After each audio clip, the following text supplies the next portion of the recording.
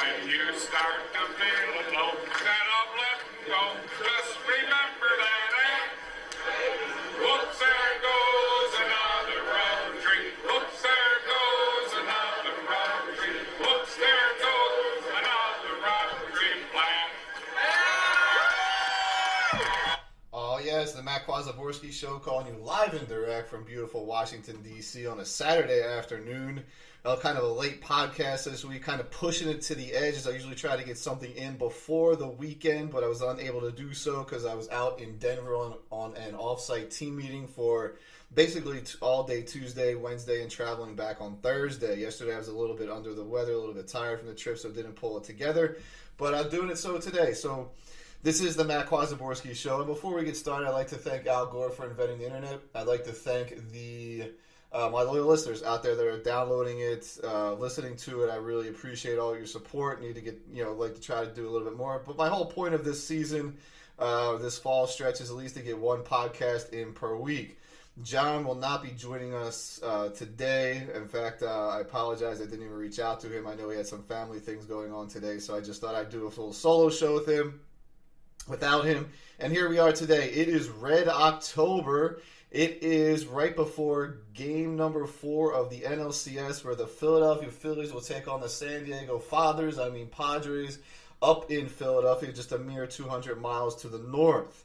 It has been a miraculous ride coming up to this point, and the Phillies went in last night in a crucial game number 3, usually the pivotal game 3, as we call them. They took care of business, beating the Padres 4-2 behind some stellar pitching by starter Ranger Suarez, some really big support from Zach Eflin, also big support from Alvarado, and a tremendous 6-out save by Sir Anthony Dominguez, who just came in and mowed down the Padres for the final 6 out of the game. The first time the Phillies have had a 6-out save situation in the playoffs since Tug McGraw closed out the Kansas City Royals back in 1980 for the Phillies' first ever World Series championship. And ironically, it was exactly 42 years to the day of that game that Sir Anthony got the 6-out.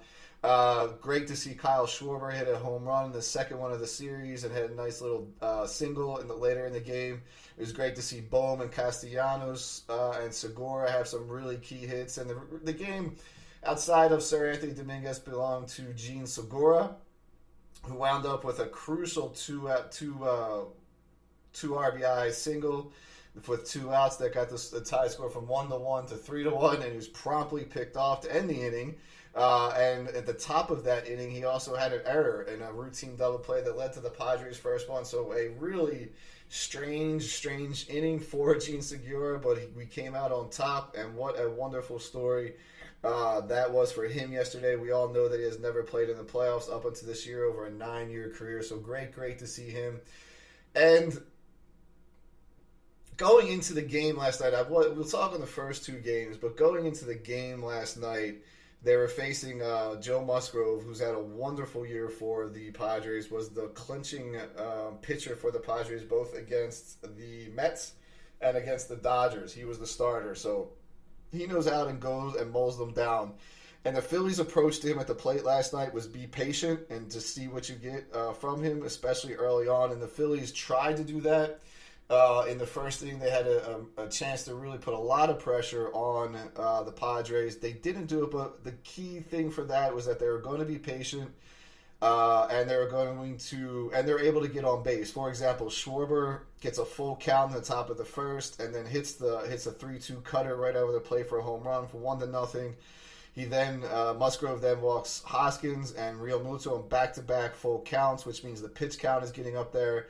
Then Bryce Harper comes up, and unfortunately Bryce had 1 or 2 pitches to hit. He didn't come through. He grounded into a 4-6-3 double play, which is really unfortunate. That put Hoskins over to third base with 2 outs, and then Castellanos weakly grounded out again. But you thought at that point, like, wow, we can get to this guy if we are patient enough and we can get people on base and we get some hits. We should have control of this game.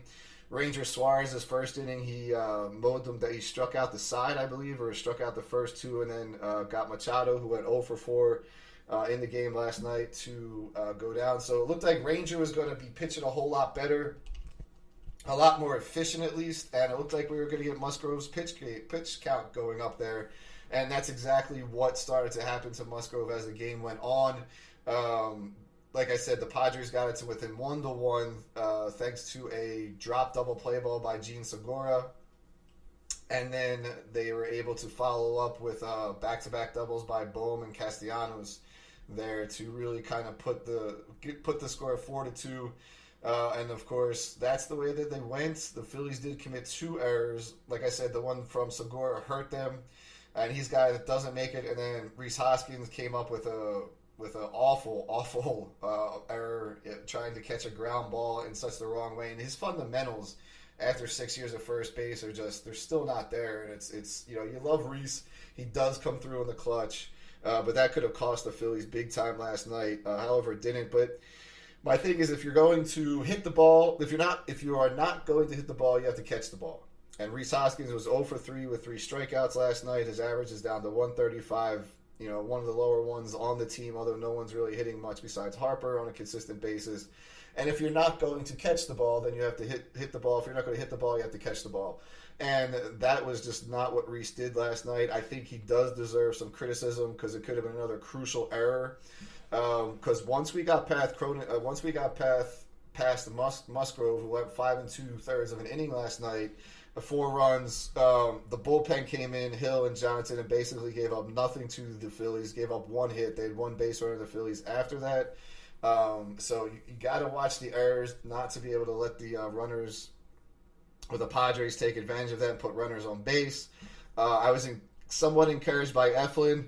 Alvarado looked great in his inning, but he had a lot of pitches. His pitch count was going up, and he just looks like he is not locating his pitches right now, coming out of the bullpen. And again, in games in the playoffs, especially when you're relying, you shorten your bullpen, you shorten your bench, things like pitch count can really hurt you in the long run because the opposing batters know that you're struggling to throw strikes, so they're sitting on that one pitch that they're going to hit.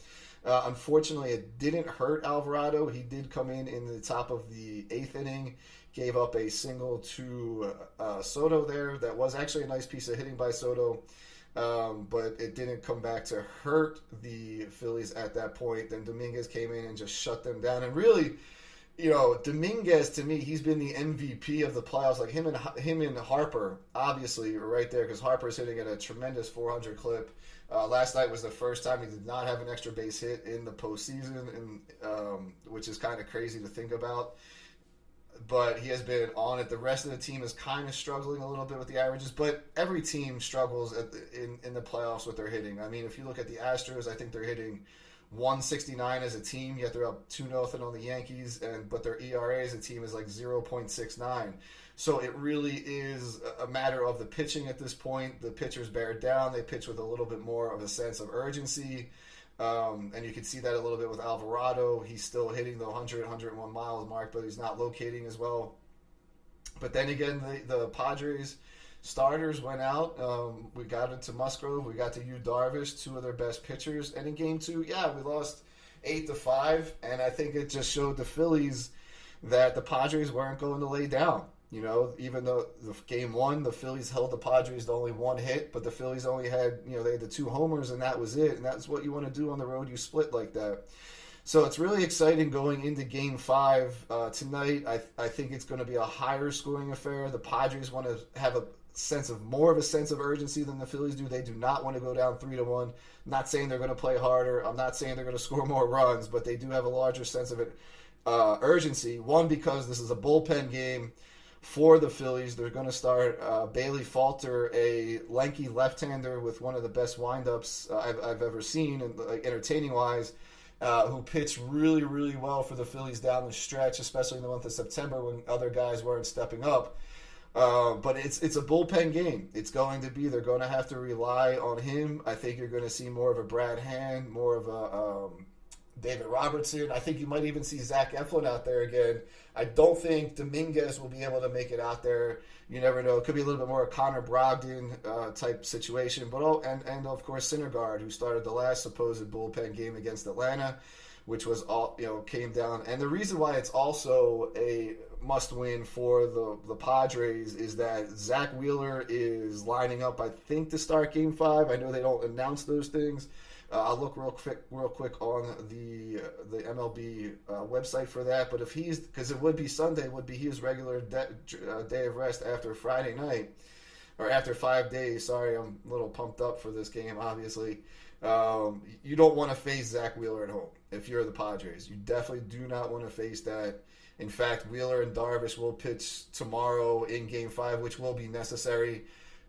I have all the faith in if I'm a Padres fan, you have all the faith in Darvish, but you don't want to have to see Zach Wheeler at home on rest on a Sunday afternoon when the shadows start coming out. That kind of affect the hitting. And Wheeler, he always has that, struggles a little bit in the first inning, but if they can't get to him, it could be curtains, especially if the Phillies win today. Now, if you look at an interesting part of what's happening today also is a little bit of a lineup change for the Padres. They are throwing out Josh Bell to be the DH, who's had a lot of success off of Bailey Falter, and I think that is an interesting situation. So they're doing the right thing. I've also seen they've elevated Profar, the left fielder, to the leadoff position, and Kim is dropped to the 7th position. Profar struck out last night in a very key situation. He thought he checked his swing, and the third base umpire did not, and Profar went off with the FU umpire and all the other stuff. We love that intensity in Philly, and we have a lot of respect for Profar doing that. We would expect Phillies like Schwarber or Hoskins to do the same thing, and Harper maybe not get thrown out of the game at that point, but what are you going to do?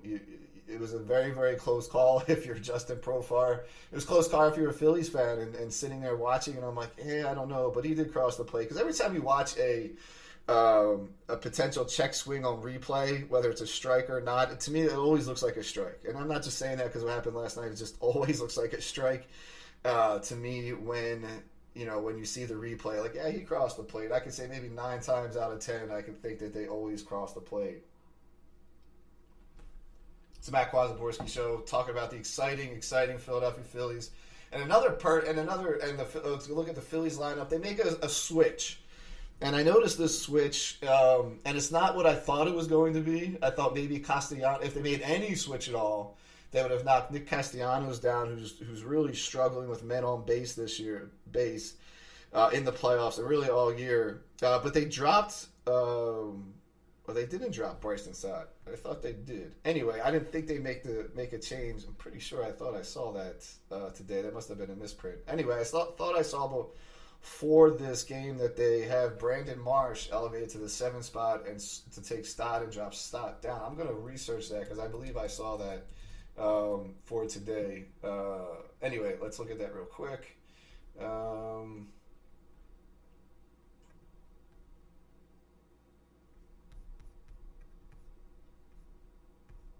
No, they do kept the same lineup in this game for Bell. Yeah. So anyway, so the Phillies overall the same exact lineup that they have in the playoffs.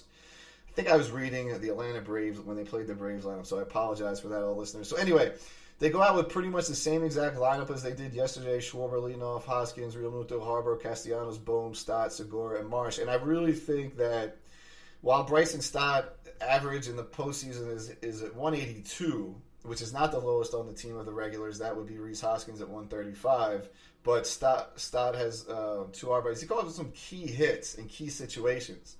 And I think yesterday was leading to he just came up with a nice double. And he's really improved his pitch selection, i.e. when he's going to swing. But I think the brilliance of putting him where he is in the lineup at number 7. Thompson has decided, Philly manager Rob Thompson, Philly Rob, decided to slot him in the 7th position between Bohm and Segura, and then you have Brandon Marsh, the center fielder, who actually is hitting for a higher average than Stott in the 9 spot. And what they have done with, first of all, when you have success with a lineup, especially in the playoffs, in baseball, and sometimes even in basketball, you'll see this, or in hockey with line combinations, you keep the same lineup. You keep the same lineup. It's winning. We're 5-2 with this lineup going in to the playoffs. If they do sub anyone out, it'll be Vierling will come in, play maybe center fielder, and Marsh will take a seat against the left-hander. And Edmund Sosa would usually maybe come in for Stott if there is a left-hander on the mound. In any event, I really think this was a brilliant move with Stott, because I think conventionally it could have been, let's just put Stott and Marsh at the 8 and 9 and have Segura bats in the 7th position behind Bohm, or flip-flop them two. But Thompson has really decided to protect Stott between Bohm and Segura, both guys who can hit the ball to any part of the field, and pitchers have to be respectful of their ability to get on base. Bohm has had a great season this year. He's had a really good playoffs. And Segura, as we know, he has the second highest average in the playoffs behind Bryce Harper at hitting at 286. He's a contact hitter. And to put Stott in there in the 7th position has really protected him. And I think it's one of the more brilliant moves that has not been talked about so far. Of all the other successes that we have had going into the playoffs, is the slotting of Bryson Stott in the 7th position instead of letting him hit 8th, but in front of Brad Marsh, who's come through and had some key hits, especially in the clinching game against the Braves. He had the 3-run home run that kicked off the Phillies' offensive prowess in that game again. Going into this game, like I said, there's more pressure on the Padres to win this game. They do not want to go down 3-1 against the Phillies, facing Zach Wheeler in Philadelphia tomorrow afternoon. By the way, tomorrow's afternoon game is supposed to start at 2:30. And as we get closer to changing the clocks for daylight savings time, the sun moves a little faster, a little bit less daylight. That means those shadows are creeping over home plate a lot faster than they would if it was a summertime game at the same time, and that gives the advantage to pitchers, and it would give an advantage to Yu Darvish too. Don't get me wrong, and Yu Darvish is pitching phenomenal this year for the Padres, but Zach Wheeler is just going to be really tough at home with his resolve and with his steel nerves. I really think that could play to the advantage if the Phillies are up to 3-2. And of course, if it is 2-2, you want Zach Wheeler on that mound to try to get to 3-2, and then you have to go back to San Diego to try to win one of two games again on the road. But let's also look at yesterday's game. And going into the game, when I should have done the podcast, I said I want 5 to 6 innings out of Ranger Suarez, and I want his pitch count low. And as long as he's getting those calls and getting that pitch on the outside of the plate, is exactly what happened. I've seen Musgrove pitch before. I knew he's a power pitcher. But the Phillies have been jumping on the starters. Very early in this postseason. They've been jumping on every team's starters because of the respect of the bullpen. And the Padres have a phenomenal bullpen, as we all know. And they didn't jump on him to get runs, but they made him pitch a lot in that first inning. Schwarber leads off with a home run on the 3-2 pitch. He pitches at least 6 pitches to Hoskins and Real Muto. They both walked on full counts. Harper got it to a full count before he got into the double play. So I was feeling pretty good, but I did not like the lost opportunities in that first inning, because while Ranger had a great first inning, you just never know when he starts losing control a little bit. But Ranger, Suarez, and Dominguez were and Segura were the stars of the show yesterday. And really hats off to Ranger. And if Ranger has to be your game 6 or probably your game 6 starter if we go out to San Diego with Nola looming in 7, I'm okay with that. I'm okay with that, considering that we would have to. I'm not sure if we would face Musgrove, and I don't want to know what we would face by then. I guess it would be the game 2 starter for the Padres, who was Blake Snell, that the Phillies, again, jumped all over. Got 4 runs on him pretty quickly within 5 innings. So, again, I think you're going to look at either a Snell-Nola matchup if it goes to game 6, or I would do, maybe you put out there Ranger pitching on game 6, and then maybe Aaron Nola in game 7. The other thing that I know about in last night's game, Manny Machado went 0-4-4 last night. And if you can get him off of the mound, if you can control him from that home plate, he doesn't give up a lot of hits. If you keep him off base, sorry, not off the mound, stupid. Sorry, I'm switching between screens. He was 0-4 with 2 men left on base. Soto goes 1-3. Then Drury and Cronenworth, the DH and the second baseman, both had two hits. Bell had a nice hit, and Profar also had a hit there, but Profar left 4 men. They left 20 men on base. I mean, that's kind of crazy yesterday. They left 20 men where the Phillies only left 8 on base yesterday, and I really think that played well for the Phillies. That probably won't happen again, but I also don't think the Phillies will make those crazy 2 errors, especially from Segura and Stott. I don't think he'll make an error. The only ones that I think will make errors are Hoskins and Bohm. They have a penchant for it. Bohm had a really nice play, and I think it was Machado's one of his last at bats. It was a kind of a tricky ground ball. He came up with it. It looked like he hesitated his throw, which usually means he may hit an error, but he didn't get an error, so he threw it and got Machado out of first base. That was a really nice play to see. And then, like I said, just hats off to Dominguez. 2 innings pitched, only gave up 1 hit, had 3 strikeouts. And Alvarado pitched 1 inning, gave up 2 hits, had 2 strikeouts, and one of the hits that he gave up was in the top of the 8th before Dominguez came in, and that was to Soto, who had it was Soto's only hit. It was a nice piece of hitting. Soto just went a left-handed hitter, kind of went the other way against the shift and hit it to no man's land when the third baseman Bohm was up in the shortstop's position. I just think the key to the game is continue to put pressure on Mike Clevinger, who has not had a great postseason so far this year. He is 0-1 with a 13.50 ERA and 3 strikeouts. And this will be Bailey Falter's first appearance since the Houston game where the Phillies, in the last regular season series they had. So it's been a while since he's pitched. And you don't know what that can do, and we're going to find out right away. But the Phillies have to keep on with, look for, keep the pressure on, be aggressive, but then look at your pitch a little bit. Try to find your pitch. I think Clevinger knows the pressure that he is under, at least to get out of the first inning. And if the Phillies can get a few on the board, or at least 1 or 2 on the board in the first inning, I like their chances. I really do. And they just got to keep the pressure on them. I think the one thing about the Padres winning 8-5 after they're down 4-0, they're not going to roll over, but at the same time, the Phillies were coming in, they sort of imploded down there. They really did, especially the veteran Brad Hand kind of imploded. Robertson gave up 3 hits in 2/3 of an inning, one of them being a home run. And those 2 guys are going to be called on today, Hand and Robertson. And when you look at that game with Nola, you would hope that a guy like Hand could come in and settle things down. He's the veteran who has the playoff experience, pitching for the Braves in the playoffs and as well as other teams. You don't really want to rely on Andrew Bellotti. No offense to him, who's had a great postseason, but still, he's not you want to be able to rely on Brad Hand. You want to rely on David Robertson, who, got a stupid injury right before the LCS, celebrating Bryce Harper's home run, and couldn't pitch against the Braves. We could have used him. Now we're going to bring him in. He winds up going 2/3 of an inning, but he gave up 3 hits in those 2/3 of an inning when it was more or less in mop-up duty. And then you force Kyle Gibson to come in.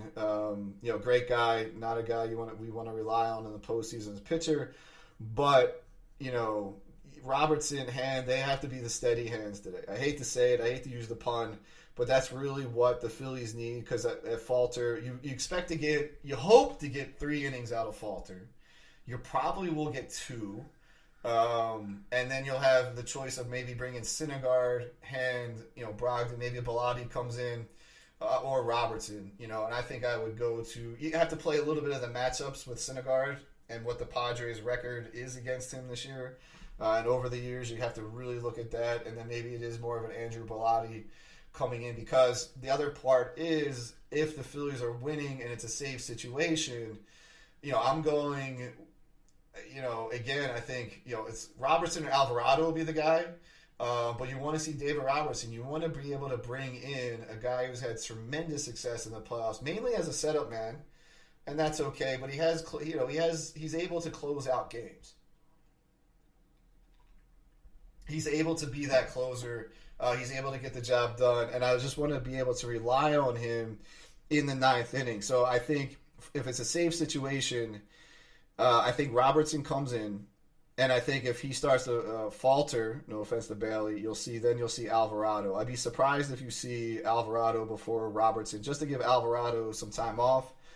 I find Alvarado in Game 1 and also Game 3, he seems to be not able to locate his early pitches. That could be adrenaline.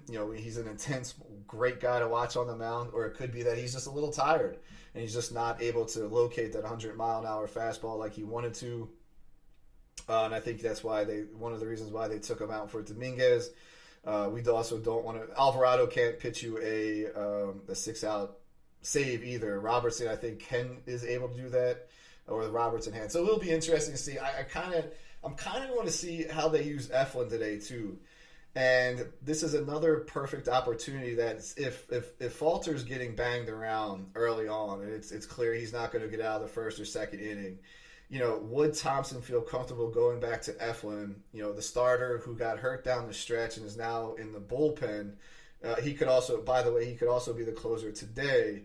But do you use Syndergaard? Like, who do you trust more in this situation? Is it Syndergaard or is it Eflin?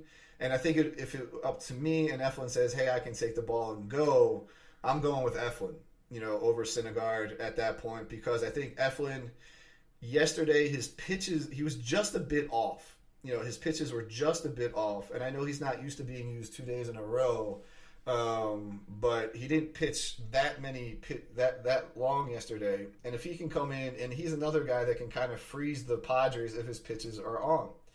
So I think I kind of trust him a little bit more than Syndergaard if Eflin can give you more than one. If he says, look, I'm good for 1 inning, then maybe I default back to Syndergaard where he can give you at least 2 to 3 innings at this point.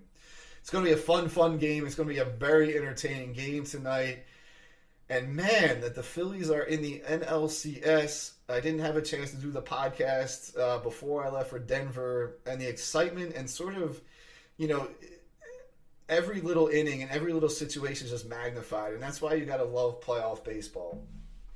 And as long as these guys are able to, the Padres and the Phillies, as long as they're able to maintain their health, i.e. that no one gets hurt, no one gets hit by a pitch, it has to leave the game, it's very evenly matched up. Both bullpens are very strong bullpens. The starters down the way are kind of even. You have Darvish, Wheeler, you have Snell, Nola, Musgrove. He's obviously the better starter, but he wasn't last night. He was not the better starter last night. He gave 8 hits in 5 2/3 innings. Suarez gave up 2 hits in just 5 innings.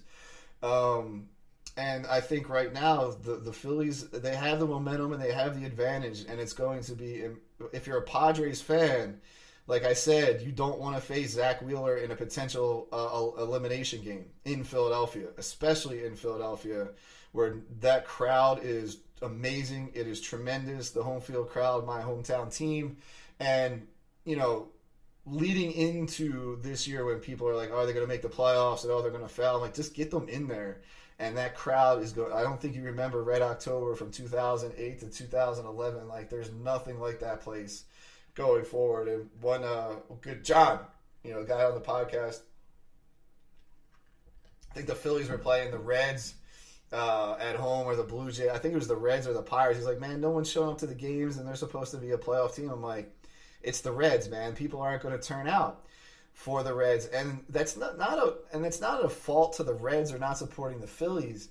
It's just this economic climate that we're in with the high inflation. Even before this inflation period is taken over, it was extremely expensive to go to the ballpark, especially to take a family of 4, and get seats. Like, people are being more conservative with their ticket buying, their entertainments. I really do think that. Would you rather save up your money for a playoff game in the LDS, or would you rather take your chances back watching the Cincinnati Reds, play a game against that is not meaningful at this point of the season? Sorry, I'm talking really fast, getting caught up. I'm just super excited. It's pitch by pitch. It's analyzing situation by situation. It's matchups. It's, how many outs are left. I always find myself like counting 9 more outs to go, 6 more outs to go. Like, we got this.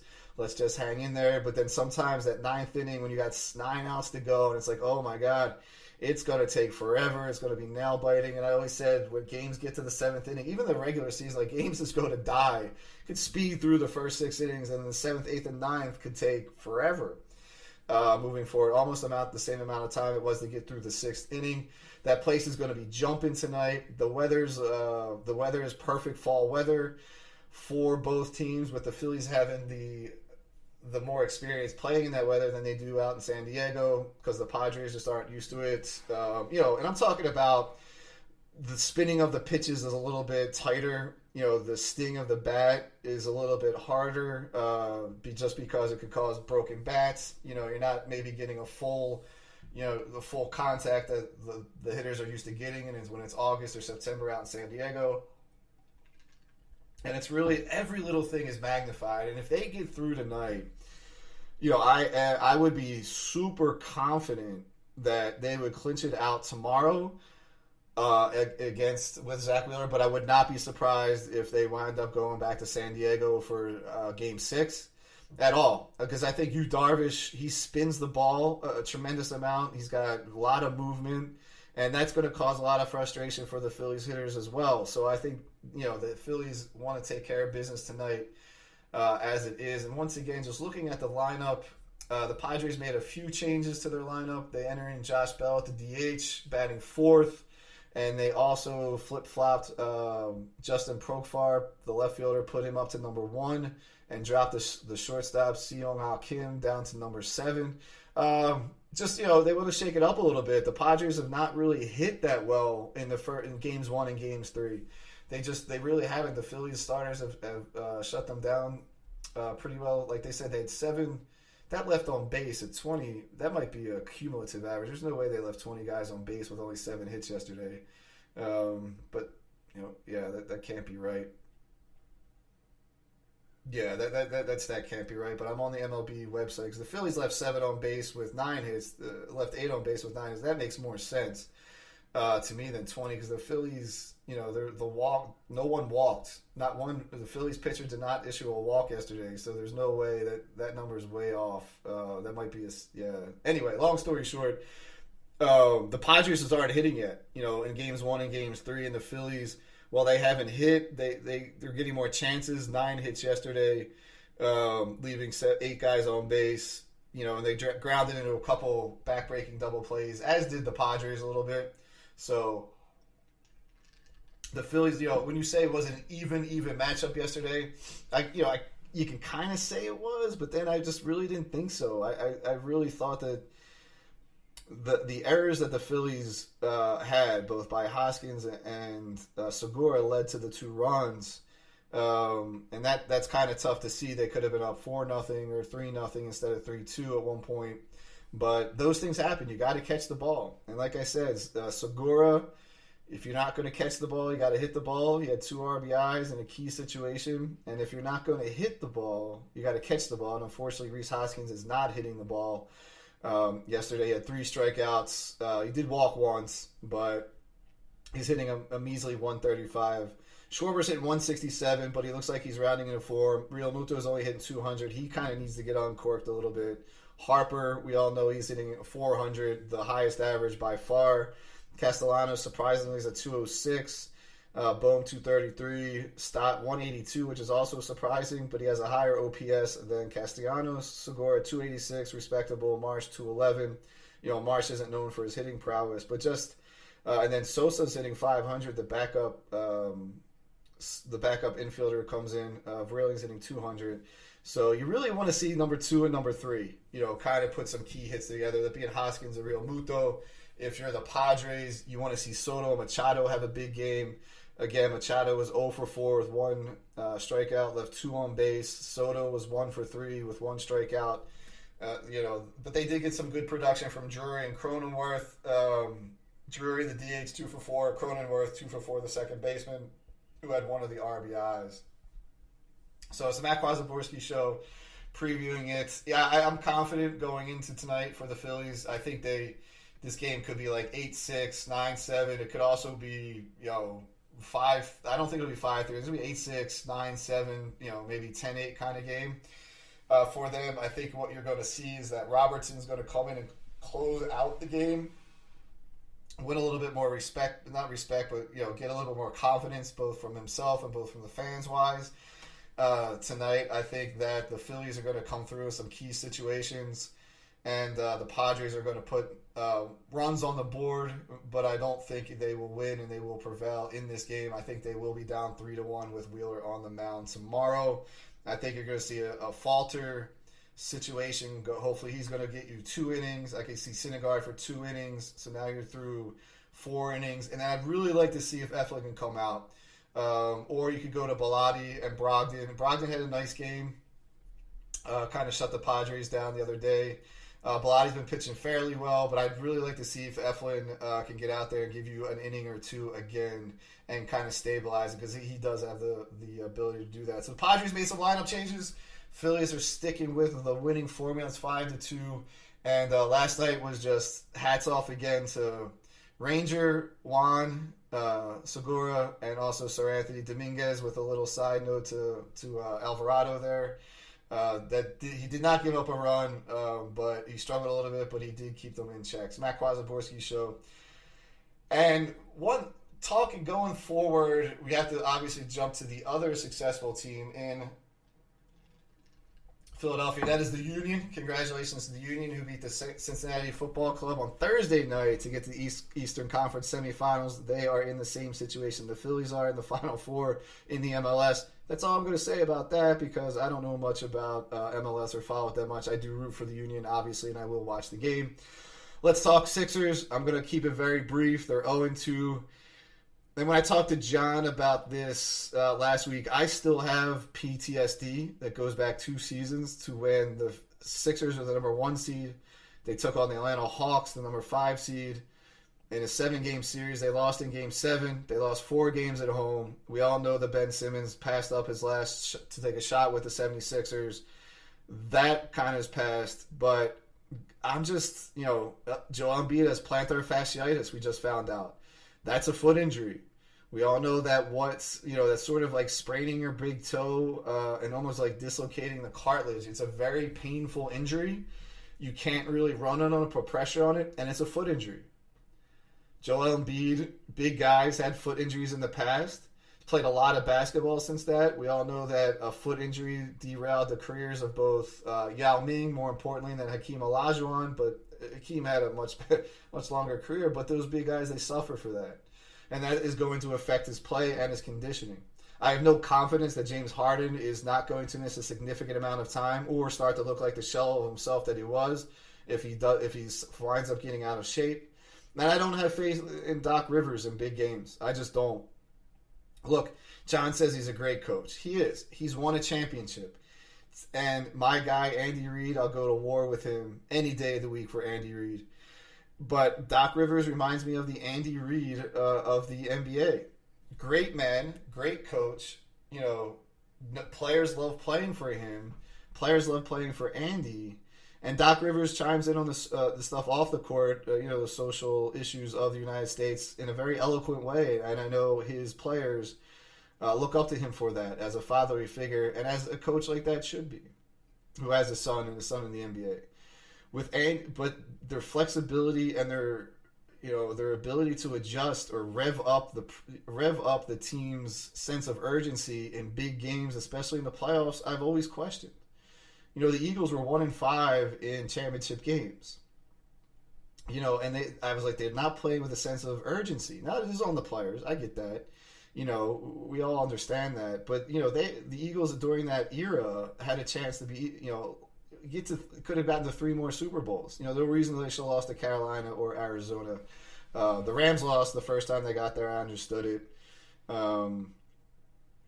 But they lost to the Panthers. They lost to the Cardinals. And I can't forget who else beat them right now. Anyway, and I just don't have faith in it. So the Sixers, and they also have a new team. They have a lot of new players in key positions. It's going to take a little while to develop that chemistry. And they played arguably the top 2 teams the first 2 games of the season. And the Eagles did that. They went 0-2 against the Rams and the Patriots. Sorry, the Buccaneers and the Patriots in 2004, 2003. And still made the NFC Championship that year. Anyway, just wanted to say that about the Sixers. But we do have to roll into the Eagles. And then we're going to look at Philadelphia sports and where we are for a little bit. And things that go around in my head. I take morning walks, kind of set the day. Just like a little half-hour walk around the neighborhood, come back, do my stretches. And then I go for longer walks in the afternoon and hopefully get on the bike soon enough. And this is what I think about this, and I think about Ukraine and the future of the world. But this is not a Ukraine podcast. Eagles sitting at 6-0, and wow, the Eagles are 6-0, And they've had 2 games where they've been kind of tested, but not the entire game. And that's the first game against Detroit and the second game against Dallas on last Sunday night, going into the bye. I couldn't remember if it was the Monday night game or not. 6-0, and you look at we're not going to look at their schedule. Let's talk about the key people of why they are 6-0. First, start with the quarterback, Jalen Hurts, the offensive line, and the secondary, and that's Slay, Gardner Johnson, Epps, and Bradbury. The play of the linebackers a little bit, but I think those 3 components moving forward, and ultimately it goes down to the coaching staff. The coaching staff, especially on the offensive side of the ball, has been brilliant. They've turned their offense into a defense, and I'll get into that in a moment.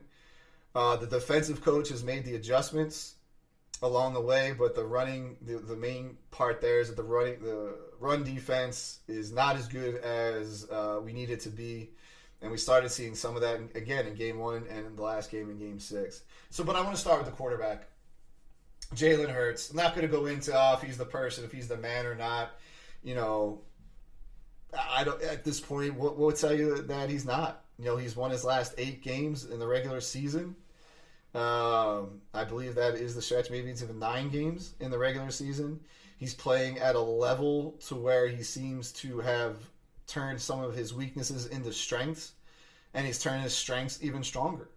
My main concern about Jalen Hurts is if you roll him out to the left, he struggles throwing the ball, and also his penchant for taking off and then getting hit. The first thing that is, and his release of the ball, he also had to get the ball out quicker. It seems like he is getting the ball. His release has been quicker this year. When he's rolling to the left, he's still struggled a little bit, but he's made some plays. He's made some plays there when you run him out to the left. And, he still runs when he absolutely has to, but there is a wrinkle in the offense that we have not seen, and this goes to the credit of Shane Steichen and to Nick Sirianni, because Sirianni gave up the play calling to Steichen. It is basically what was emphasized. I saw it in Detroit, a little bit in Minnesota, and it's sort of like a different version of the wide receiver screen, and it usually goes to A.J. Brown, where it is an RPO, and an RPO is when Jalen Hurts decides if he's going to hand the ball off or take the short pass, and you play the linebacker or the defensive end on the edge and read what he does. If he rolls out and tries to take the potential pass catcher, covers him, or stays there and watches the quarterback plays the run game. And Steichen just developed this wide receiver screen pass. But when I said it's a little bit different, usually a wide receiver screen pass is usually the quarterback gets the ball, turns immediately to his right or left, and rifles it out to the sideline to where the wide receiver catches it and blockers set up, and it never works. It's called the bubble screen, basically. It's the same. It really doesn't have that much success.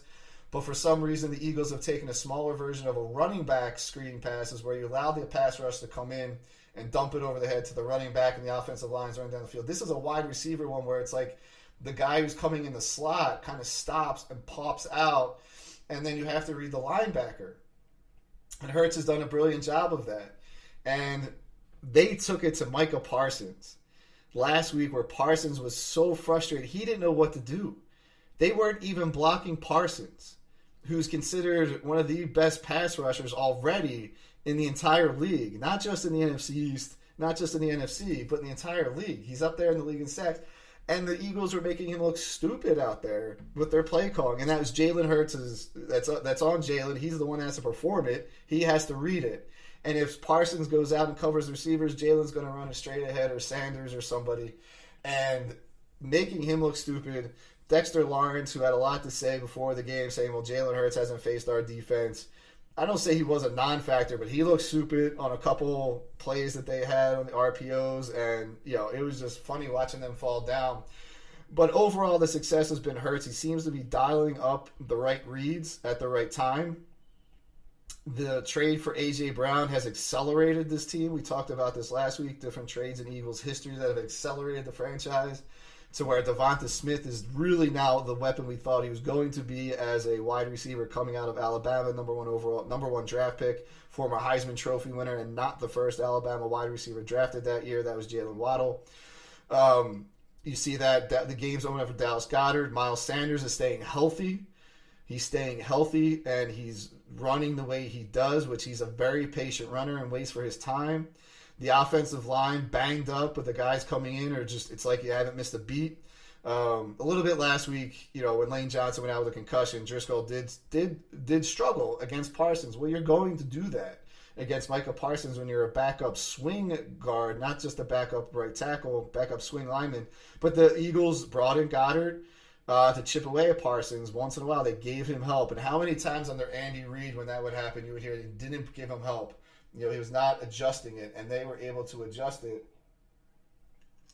This coaching staff was able to adjust it. They gave Driscoll the chance, and when it was clearly obvious that he couldn't block, then they brought, Goddard had to drop down and block. You saw Jack Stoll in there, and I just remember a couple of games where Winston Justice was the left tackle against OCU Manura and the Giants, and they got to Donovan 12 times. Manura just made him a swinging gate that Andy Reid had to give him help, and he couldn't adjust. He couldn't do that. So that's what I'm talking about, being able to adjust. Love the guys, love the coaches with Doc Rivers and him. But anyway, Steichen just called the game turning the offense into defense, right?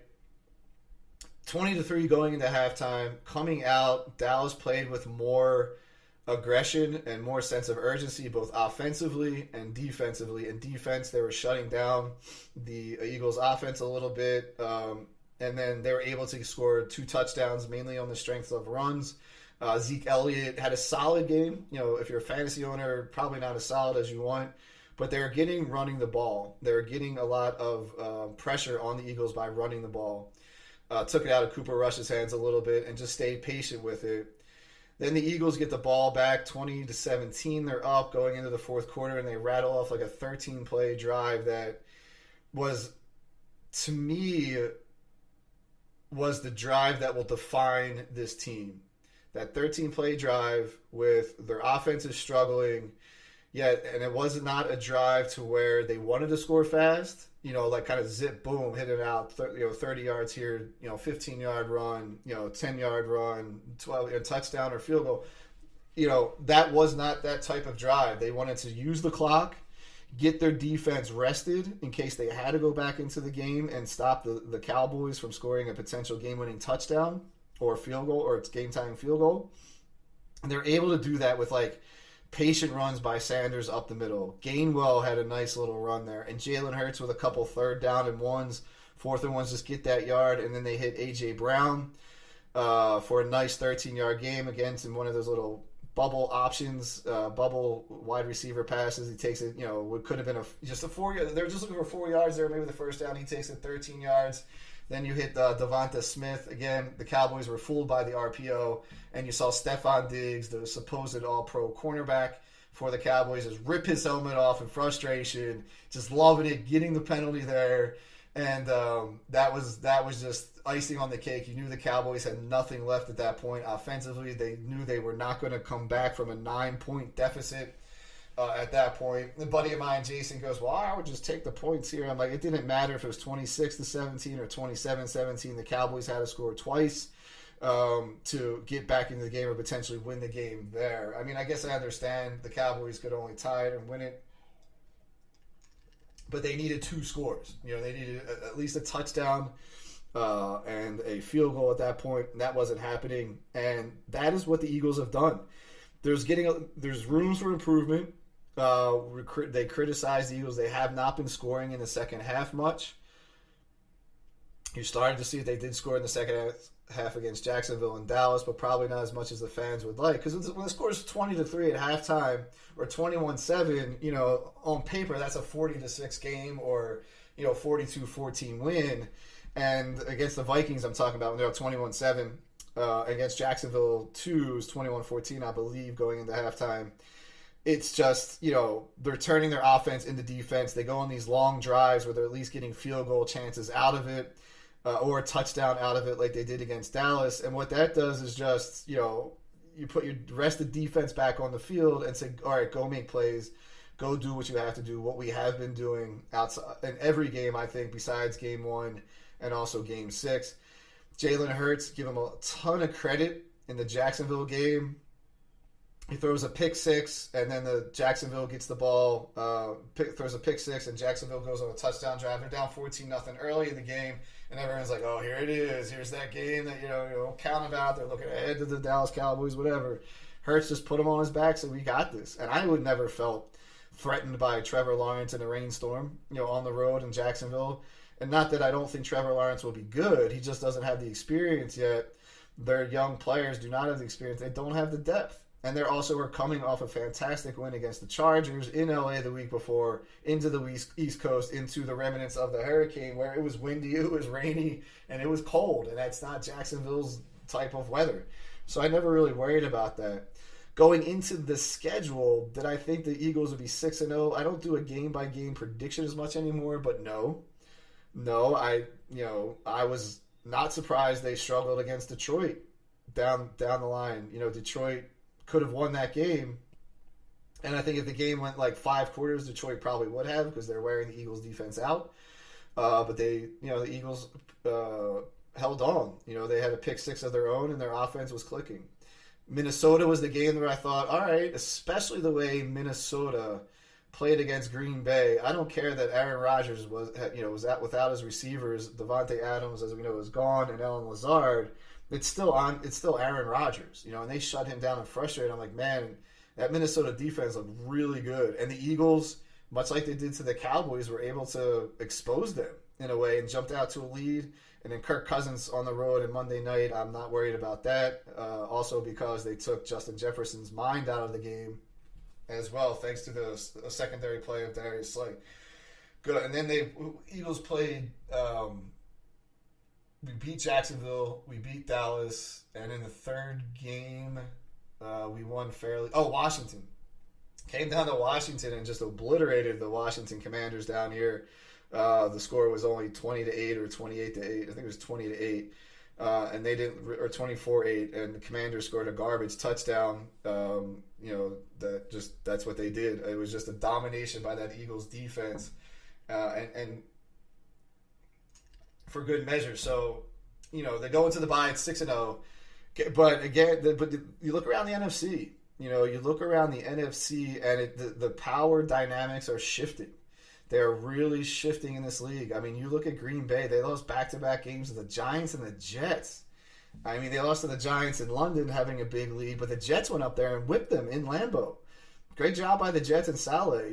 Times are changing there in New York for both of those teams. Who would have thought the Giants would be 5-1 at this point in the season, beating Tennessee, beating Green Bay, and beating Baltimore? And the Ravens choked on the road. Tennessee choked at home. And Green Bay choked on the road. And the Giants are playing, and they beat Carolina pretty easily as well. And lost to Dallas when you thought, okay, this was the Giants team that were going to round into form. This is the Dallas team rounding into form when the Cowboys beat them by 10 on a Sunday or Monday night with Cooper Rush. But they are 5-1, and they are now a threat. That Brian Dable has that entire team playing. So that's going to be a wonderful matchup heading down the line to see what they can do against their opponents, and especially when they get to play the Eagles. We don't see them to week 14. At that point, Eagles could be 13-0, and the Giants could be 12-1 going into that game. That would be kind of crazy if that was. I don't think it'll be the situation, but it could be if you project it out. Also in that division, the Vikings are 5-1. They had a bad game against the Eagles, but they're 5-1. They can only play what's put in front of them. I'd like to see them get a big game in there. You go to the NFC South, and I said this after week 2, the Falcons were not going to be a team that rolled over. They were going to be competitive, especially when I saw how they played the champion Rams to a very tight game.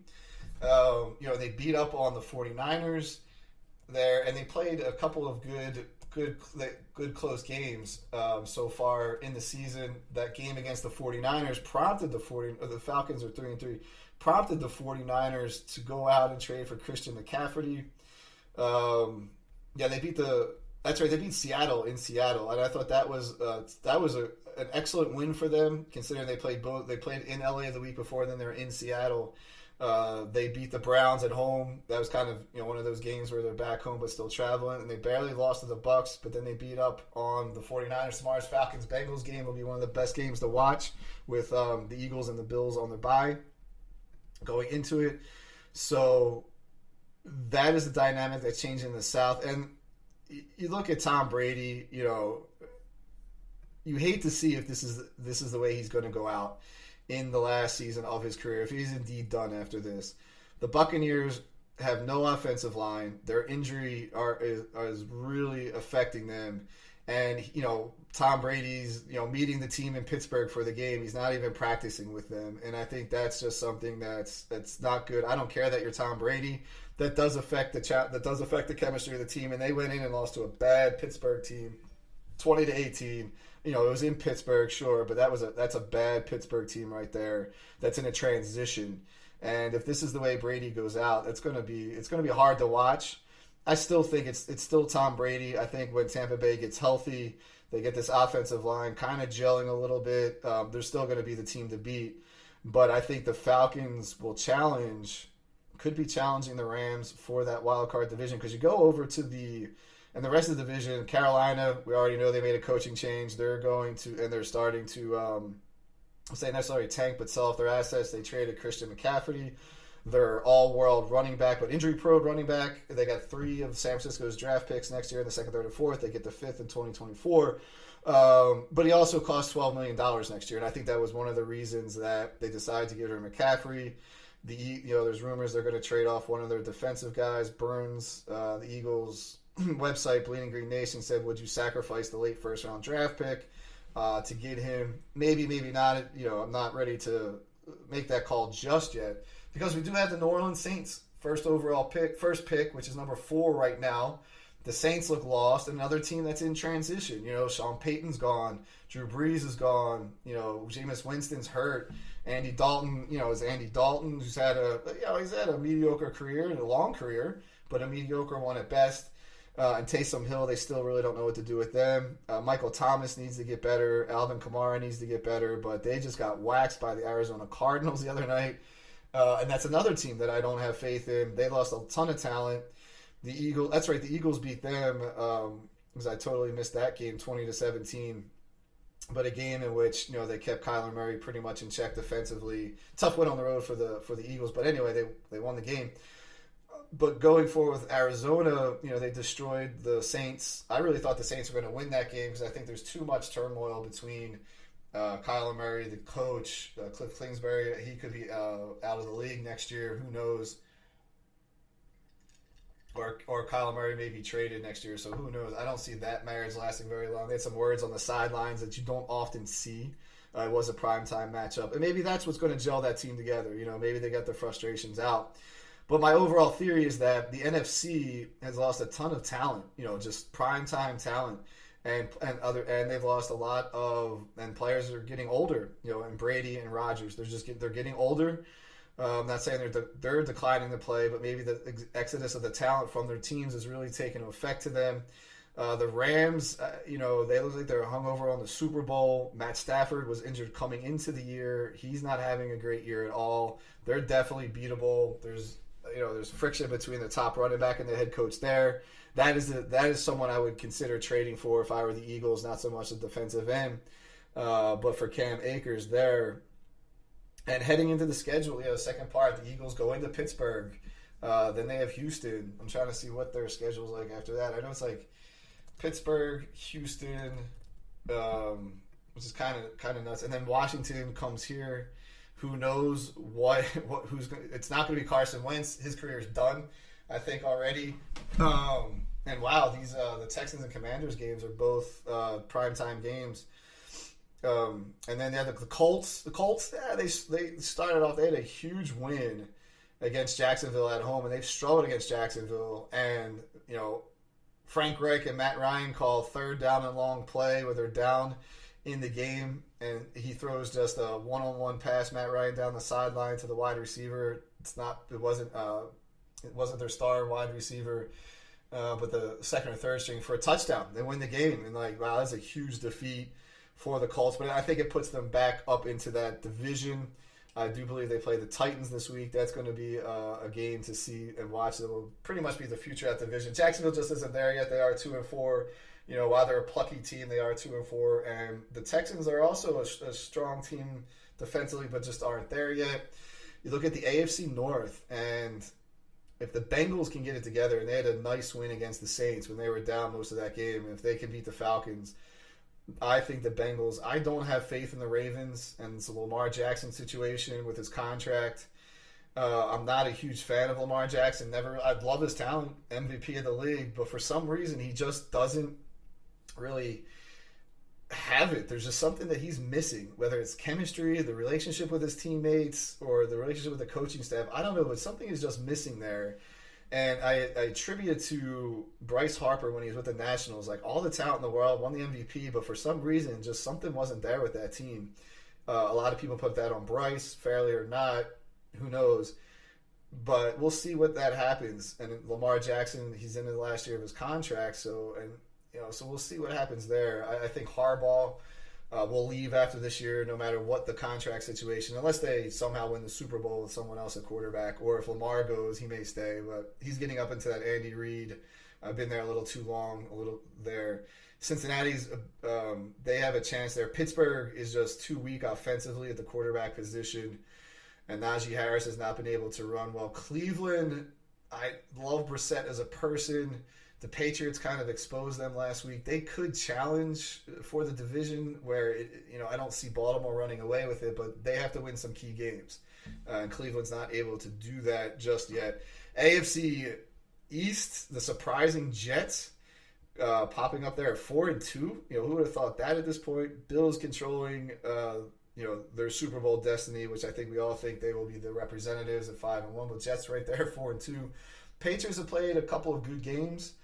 Defensively, shutting out the Detroit Lions, which may not sound like a big thing, but the Detroit Lions have the #1 offense in the league, and then they pretty much racked up 38 points against Cleveland in Cleveland, and they're doing it with their third string quarterback, Zappy. As we all know, Mac Jones went down with an injury, high ankle sprain, has been out a few weeks. Brian Hoyer came in, who was the veteran backup.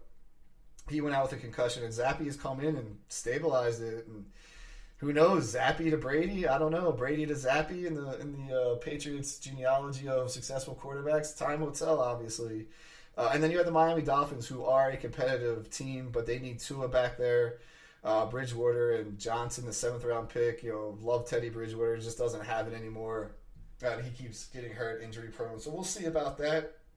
That is a fun division. Out west, it looks like the Chiefs are the team to beat. The Raiders are sitting there at 1-4. The Chargers are struggling with injuries, and the Broncos look like a cluster F at this point, which is surprising. It's not surprising that they're not winning because they're in the toughest division of football. I thought. I think that now goes to the AFC East, but you have that division, and it's like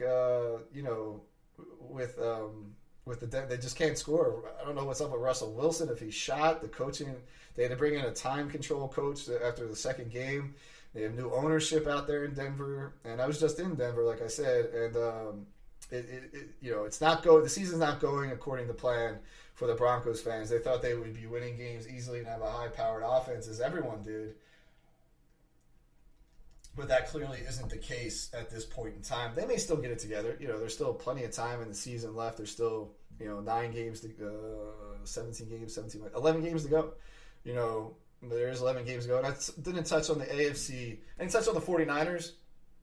And I love watching this version of the 49ers play just because it's the exact opposite of the 49ers teams I used to love. It's just their defense. They come after you and they hit you and they wear you down. Unfortunately, as we know, they lost Trey Lance to a devastating ankle injury, I think, in week 1 or week 2. Turn it back over to Jimmy G, the guy who can lead them to the NFC Championship last year and the Super Bowl the year before. But I'm not seeing good things from Jimmy G throwing the football right now. And offensively, the 49ers went out and got McCaffrey, who, if he stays healthy, is going to be able to improve Jimmy G's game and the offense in general. If he stays healthy, defenses will have to account for him a lot because Shanahan is a great offensive-minded coach. He's great at putting his best players in positions to succeed, i.e. using Deebo Samuel a lot from the running back position last year, which Deebo said he did not want to do anymore. Can't blame Deebo for that because then it comes down to, is he being selfish? Not really, I don't think, but he did it anyway. He did it, but he also said, "Hey, I would not like to do it." Have you ever had a job where you didn't want to, were asked to do something, didn't want to do it, then asked not to do it again? Sure. I've done that a few times myself in my job. Did it, was great at what I did, but said, you know what, if we could pass this off to someone else, I'd like to concentrate on my other strengths and go from there. And they also have Kittle. And I think with the 49ers offense, as it rounds into form, it's just a matter of those guys staying healthy, especially Kittle, especially Jimmy G, and especially McCaffrey. And if they can put that together with that defense, they have this. I think they have a great chance to be in the NFC Championship game against the Eagles at this point. I will not count out the Tampa Bay Buccaneers until it's time to count them out. With Green Bay, I don't see it. I don't see it this year. I don't have faith in Aaron Rodgers. Looks a little bit like he's got one foot out the door. I still think he's one of he's my favorite quarterback to watch play. Just how fluid he is and how seamlessly. He's almost like how Mike Schmidt used to play third base for the Phillies. Aaron Rodgers plays the quarterback position just as smoothly, in my opinion. But he's missing Adams. The running backs are hurt. I don't know. It just doesn't look like it's the year for Green Bay, and that could be the end of his career. Will you see Rodgers and Brady both retire, go in the Hall of Fame at the same time? That's another interesting question. I don't trust Kirk Cousins in a big game in prime time. Therefore, I'm looking at the Eagles, Giants. It'll be interesting to see how Dallas does have a great defense. It was exposed a little bit last week, but they have a great defensive coordinator that can round them into shape very, very quickly. And work on those weaknesses there. So that the NFC East, is 3/4 of the way back, which is great to see if you were an NFC East fan growing up in Washington, Dallas, Philadelphia, or the New York Giants fans up there. It looks like it is back. It is the best division in the NFC. I just don't have faith in the Saints or the Cardinals. I do have faith in the Falcons, the Vikings. And out west, if you haven't, it's going to come down to Dallas or Arizona for that wild card position at this point in time, or the New York Giants and Arizona there. Those are the two teams. I think Atlanta's going to win it. I do think Green Bay will get in as a playoff team. Whether it's a wild card division winner is yet to be seen, but that's the way I look at the season so far. It's Matt Quasiborski Show going into an hour, and if you're still with me, I did want to talk about one other thing, and this is geared towards Philadelphia fans. And I'm talking about the decade from 2010, 2011 to 2020. And at that point, every one of our franchises were in transition. The Philadelphia Phillies were the most successful team up until 2011. And then starting around 2013, they went into tank mode, which they will not say that they did because no team really admits that. The 76ers were transitioning from a solid playoff-making team, but that was sort of the ones stuck in limbo. And I'm talking about the Salio Dallenberg years, the Andre Iguodala years back then, where they were good enough to get in the playoffs, maybe sneak out of the first round, but that was it. They weren't going much farther. You had LeBron, in the East, enough said right there. They weren't getting past the Cavaliers or the Miami Heat at that point in time. The Philadelphia Eagles transitioned from Andy Reid to having a bad year his last year, leading his departure. They bring in the Chip Kelly experiment for 3 years. College coach, went down the track. Very exciting to watch that first season. Other than that, he was too much of an egomaniac. Doug Peterson comes in, not the number one choice of coaches, and they go through what was supposed to be a rebuilding year. It was the first year, then the Super Bowl run, and then down years after that. And the 76ers was flat out told you under Sam Hinkie, who must be blackballed from the NBA. He said, we're tanking. We're losing. We're transitioning into that. Oh, we talked about the Sixers already. But we are going to tank. And then the Flyers, they had some down years from the Stanley Cup run in 2010, 2011. And they get a couple of high draft picks that just didn't pan out. But you're looking at the draft picks that these teams had, and I'll start with the Eagles. Carson Wentz was supposed to be the face of the franchise. The Sixers, it was supposed to be a combination of Embiid, Ben Simmons, maybe also Okafor was supposed to be a big cog of that. The first round draft pick, number 4 overall, didn't really pan out with the Sixers, as we know. But Simmons and Embiid were supposed to be the face of the franchise. The Flyers had Nolan Patrick.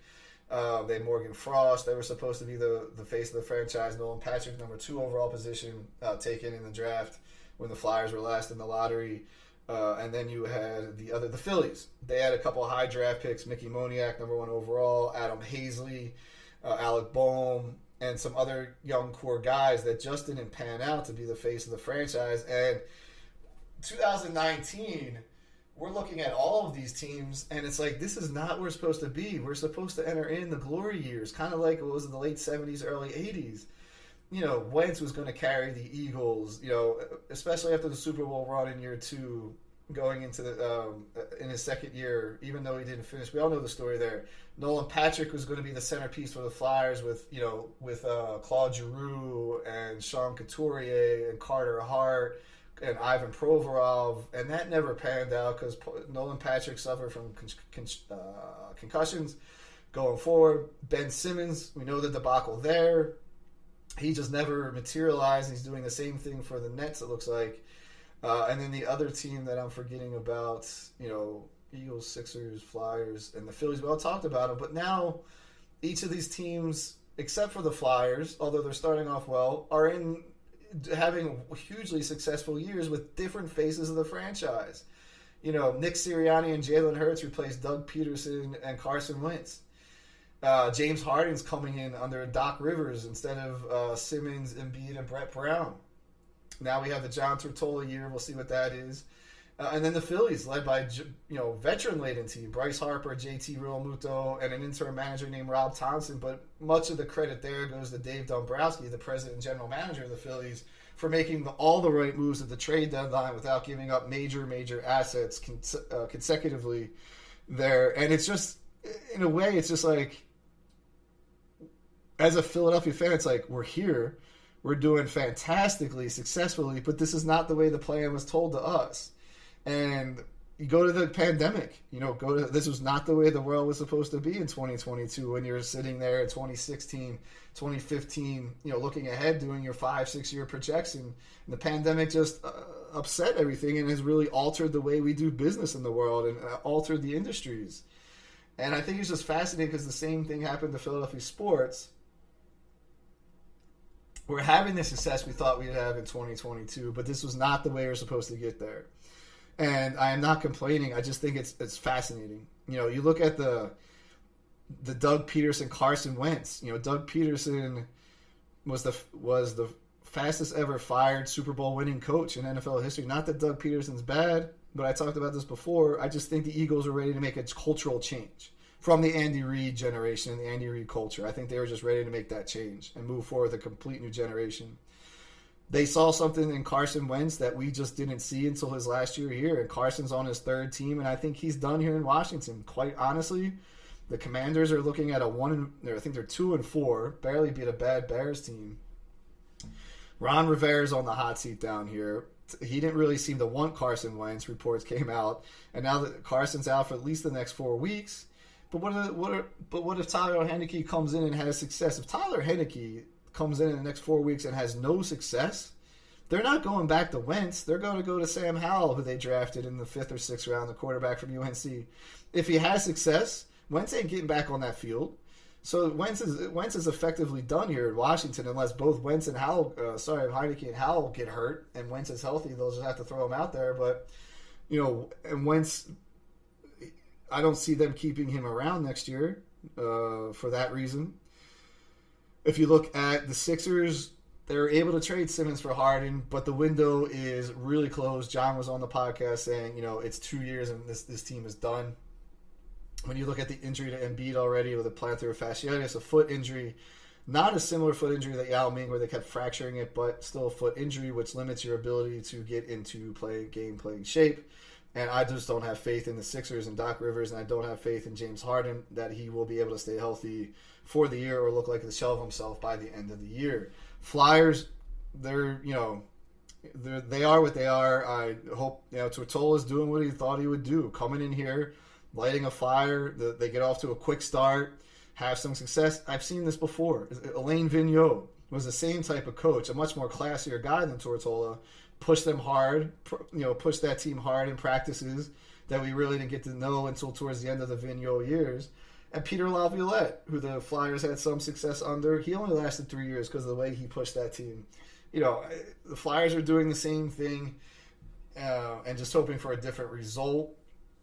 But the Eagles are 6-0. The Phillies are 2 wins away from the World Series. And entering August, if you said at the end of August, would you be surprised if the Phillies would be 2 in for the World Series? I'd say not at all. If you told me at the end of September, would I be surprised if the Phillies were 2 wins away from the World Series on today? I'd say absolutely I would be. And they just brought it together. They got into the playoffs. They're not afraid of anybody. They have a veteran-laden team. They like playing for each other.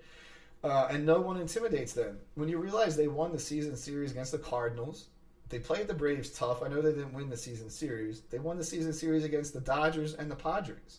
And here they are facing the Padres with already splitting on the road out in San Diego, getting game 1. And it's just, it goes to me, I want to give a lot of credit to Dave Dombrowski overall. 2 reasons. One, he went out and he fired Joe Girardi when we were 22-29, and that team was playing extremely tight. They did not look like they were having fun. And they elevate the bench coach, Rob Thompson, which is what you kind of do when you fire the manager. And the Phillies have went on for a historical run in terms of winning games after Thompson replaced Girardi. Phillies had a lot favorable schedule after Girardi left. So you knew they were going to win those games. I mean, they started playing, all the bad teams in the NL, but they were blowing them out and they were winning the series, except against the Chicago Cubs, and the San Francisco Giants. That's okay. You're not going to win them all, but they're winning the bigger games. So I did have faith of going there. I think the moves that he made at the deadline. The first player picked up was Edmund Sosa, who's a utility player with the Cardinals and brings a lot of energy. I never heard of the guy. And they got rid of Didi Gregorius. Love Didi. He was gone. And Camargo, he was gone. Both leftovers from the Girardi era. And guys that clearly couldn't play anymore on a consistent level. Sosa came in and had some wonderful defense, outstanding, and some wonderful big-time hits for that team. Then on deadline day or the day before the deadline, he trades our number 1 prospect, Logan Hopp, who's a catcher, by the way, to the Angels for Brad Marsh. And you didn't realize that Brad Marsh was only 24 years old, but a former top prospect of the Angels who they're ready to move on from him, just didn't see the future there for him, I guess. That was more of just a change to make a change, I think, with him. And we were like, wow, we gave up our number 1 prospect for a light-hitting center fielder who plays defense. Trade's already won. Brad Marsh hit that 3-run home run, has played a tremendous defense in the playoffs, especially last night, won that trade. They go out and they get Noah Syndergaard for Mickey Moniak, the deposed former number 1 overall draft pick, was not a prospect like Logan Hope, and a couple other guys. And Syndergaard's done what we asked him to do. Come in, give us some quality starts. You don't have to dominate. You're not an ace anymore. And he's done that, and he did that in the playoffs. So to me, that trade is one when he helped beat the Braves in that game. And then the other ones were moves and picked up David Robertson. And, I think that was a solid move, except stupid David Robertson getting hurt, celebrating Bryce Harper's home run against the Cardinals. You would hope you'd have more sense to not be jumping up and down at 39 years old to enter his cat. Anyway, I think he's a key component today. But the other part was getting rid of Odubel Hernandez and also Jerry's Familia, one of the relievers they signed this offseason. Familia's sucked as a Philly, but he also had baggage of a domestic violence report against his father-in-law, which is the only thing that we know about when he played with the Mets. And Odubel Herrera, not Hernandez, when he beat his girlfriend in Atlantic City Hotel, suspended all of last year, and the Phillies reluctantly brought him back. I was upset that they brought him back. I wanted them to roll with Adam Hazley or Mickey Moniak. Mickey Moniak would have been the guy, I think, except he got injured. Unfortunately, broke his thumb the last preseason game. And then Adam Hazley, they traded away a guy who had been suspended by the Phillies or had to step away for personal reasons. Maybe not suspended, but I would have rather rolled with those guys than Herrera. And he made that cut, and the Phillies team were like, all right, we got rid of this baggage. He's improving the team, so let's go. And he had the fortitude to do that. And that's not easy to do, for Dave Dombrowski it is, but it just still isn't easy to do. Fire the manager, change the culture, all within 3 months of the season. And I think that's been tremendous. So shout out to him Phillies Padres night in the Matt Kwazaborski show. I've been ranting for an hour and 20 minutes. It's felt great. Just coming into tonight, expect an offensive game under the lights. The shadows won't be there. Bullpen game for both pitchers. Both starting pitchers will have short hooks. And let's just see if the Phillies prevail. Like I said, the Padres do not want to have to face Zach Wheeler at home and a potential Zach Wheeler on the road in Philly in a potential game-winning clinching series or elimination game for the Padres, I should say, where Zach Wheeler is going to be pitching. I'd have faith in you, Darvish, if I was a Padres fan, but going up against Zach Wheeler is going to be extremely tough. The Phillies only gave up one hit in that first game, and the Phillies were able to get Darvish just a little bit. Look for both offenses to come out swinging and aggressively. Defense will play the name of the game, and hopefully defense will turn it around.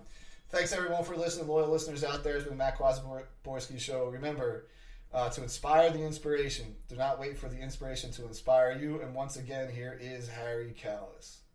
Once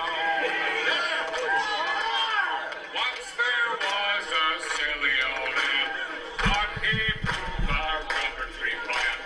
Anyone knows an ant can move a rubber tree plant, but he has high hopes. He has high hopes. He has high apple pie in the sky. So when you start to feel low, get up, let go. Just remember that ant. Whoops, there goes another rubber tree. Whoops, there goes another rubber tree. Whoops, there goes another rubber tree plant.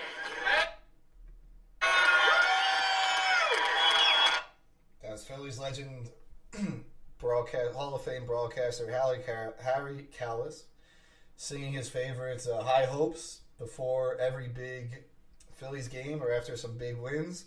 Rest in peace to Harry Callis. He was the voice of the Phillies for me and my generation growing up, and the generation before me and the generations after me.